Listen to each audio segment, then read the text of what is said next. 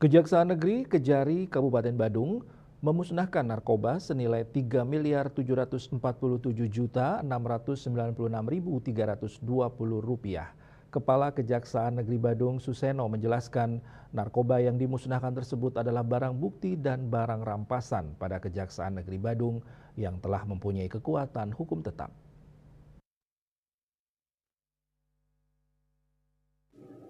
Barang bukti itu berasal dari 229 perkara dari tindak pidana umum yang sudah diputus dan berkekuatan hukum tetap dalam kurun waktu November 2023 sampai dengan Mei 2024. Barang bukti itu diantaranya berasal dari 113 perkara narkotika.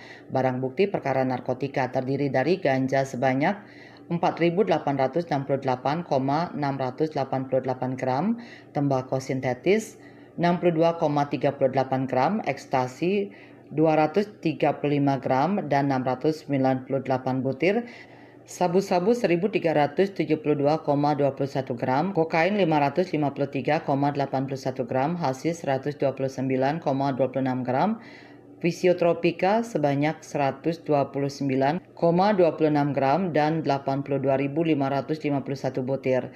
Selain narkoba, barang bukti yang dimusnahkan adalah handphone berbagai merek, timbangan elektrik berbagai merek, pakaian, tas, dan bong atau alat isap sabu.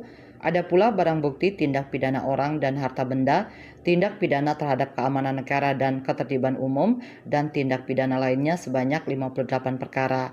Adapun barang bukti yang dimusnahkan dalam perkara-perkara tersebut seperti senjata tajam, pakaian, ponsel, obat-obatan, dan dokumen. Miase Bali Pos melaporkan.